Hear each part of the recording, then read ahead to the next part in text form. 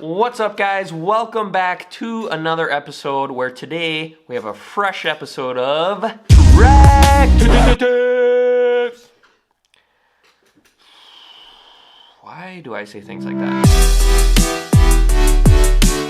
So as you guys know, the two most important things in a drag race are cutting a light and finish line driving.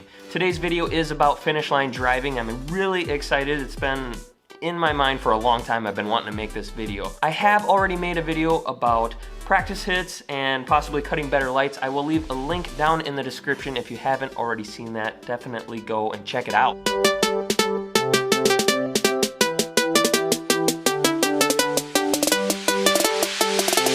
Woo! Finish line driving is very important, and I have been beat by some seriously good drivers, and it totally sucks. I just want to say there are a million ways to screw this up, and I've done a lot of them. Over the years, I have learned some tips and tricks and some things that I thought maybe would be worthwhile sharing with you guys on the channel here. This is just what works well for me as far as finish line driving. It really depends on the situation. Every race is different, so some of this stuff may apply and some of it maybe not so much to different kinds of races, but hopefully there's enough good takeaways in this video that everybody can get something out of it. All right, so let's jump into it. This is what I do as far as finish line driving. Think it through.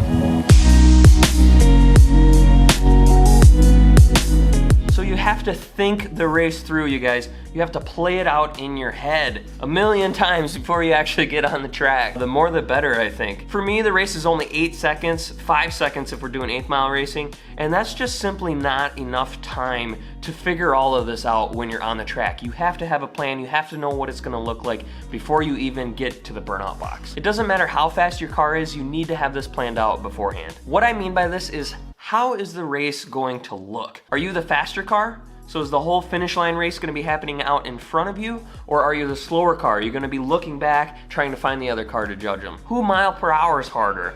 So you might run into a weird situation such as a throttle stop or something else where you're actually the quicker ET but slower mile an hour. So you definitely want to know this ahead of time if you can.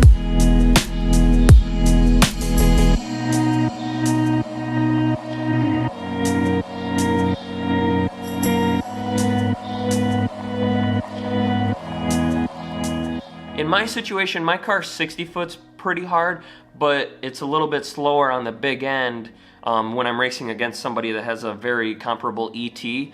Typically, I'll kind of jump out in front off the starting line, then they will probably out mile an hour me. So that's just something if I know the other car, I kind of like to think that through before I get onto the track. You might not know all the details going into the race, especially if you're racing someone that you've never raced before or you're racing at a place you're not familiar with, but the more of this information that you can gather beforehand and the more that you can get your mind wrapped around of how the race is actually going to look going down the track, the more the better. Turn 90. All right, so this is where some people might start to disagree with me a little bit. I do my finish line driving with my head turned 90 degrees. That's how I look over at the other car. Some people have a lot better luck looking at the front wheels of the other car, but I have just lost way too many races trying to do this. Here's an example. And first of all, just let me say that I made this entire animation in Microsoft PowerPoint, and if that doesn't deserve a like on the video, I don't know. You guys, come on, hit the button. While you're at it, might as well ring the bell. Let's say that we're the faster car in this example, so we are in the blue car racing against the yellow car, which is a little bit slower, and that we're gonna keep our eyes on the front wheels of the yellow car. So this is a beautiful view of the race. I mean, it doesn't get much better than this. This is the biggest advantage to being the faster car. But my problem with this style of finish line driving is the angle of my line of sight towards the other car. I find it way too easy to lose track of where my front wheels actually are when looking at an angle like this. Now, unless you have a really good sense of where your front wheels are on your car, I really just don't recommend doing this. I know that some people say that shorter wheelbase cars are probably a little bit easier to do this. I've actually known some people to say that like S10 pickup truck race cars are kind of like the optimum for wheel racing because your front feet are right by the front wheels or something like that. But for me, I'm in a dragster, so that really doesn't apply. But I don't recommend, just because I have a lot of trouble keeping track of where the front wheels are. If you think about it, you're actually relying on being able to get your line of sight pointed exactly along the hypotenuse of the right triangle that's made between the distance between your head and the front wheels of your car, and then the distance between your car and your opponent's car.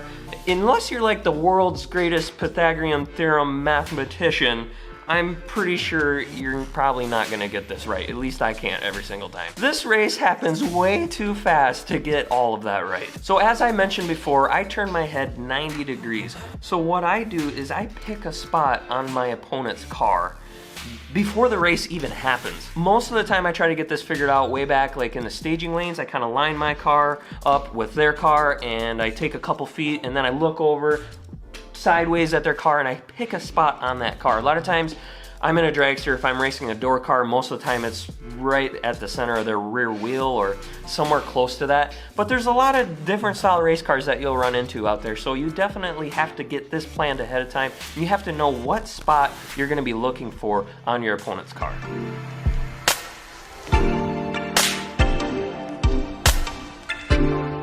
With other dragsters that have the exact same or very, very similar wheelbase that I have, it's really simple. I basically just look for their windshield, and that's my point of reference on their car. So at the finish line, I turn my head 90 degrees and I try to line up my line of sight with that point of reference on their car. I've had a lot better luck with this method, although I will say it takes a little bit of getting used to, especially if you're used to doing the whole hypotenuse triangle Pythagorean theorem method. You almost have to get used to turning your head 90 degrees and looking 90 degrees, even though that car might not be where it needs to, and then use your peripheral vision to kind of line it up. Using your gas pedal, your brake pedal, or a combination of both to get your line of sight lined up on that point of reference on their car. It takes a little bit of getting used to, but I do think it's a superior method once you get the hang of it. And of course, this is very, very dependent on the race that you're in. Every race is different. Now, if there's a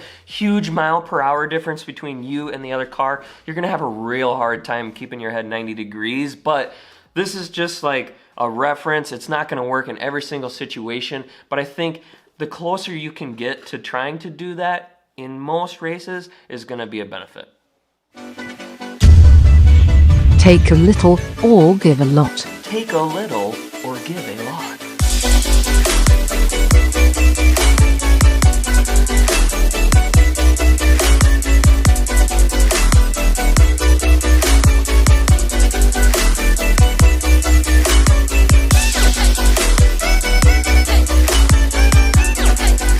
So you're at the finish line and it's time to make a decision. In a split second, you need to decide, am I gonna get there? If the answer to that question is yes, then it's time to tighten it up. What I typically do is use the brake pedal alongside of the gas pedal if I'm trying to make really fine adjustments. Like I mentioned before, I messed this up a lot, but I think this is the best way to do this. I keep my foot on the gas, and if I need to make really fine adjustments, I scrub on the brake pedal and I really try to tighten up that race. Typically, I can do this method if I'm racing against somebody at very similar mile per hour as me. If you need to make big adjustments, then I recommend just dumping the throttle altogether and maybe even couple that with the brake pedal. But that's only if you are for sure gonna be taking way too much stripe and you need to dump a whole bunch.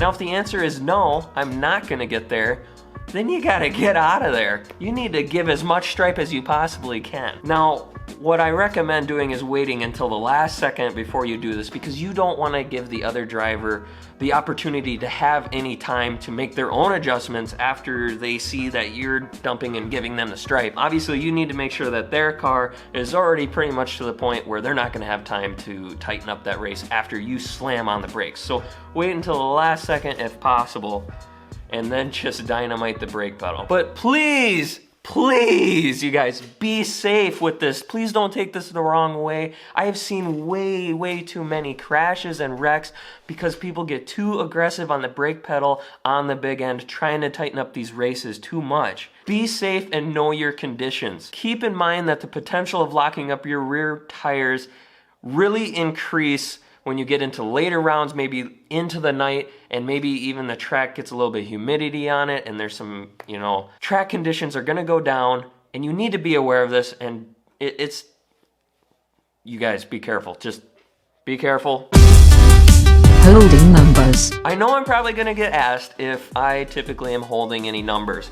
Now, the short answer is, it depends.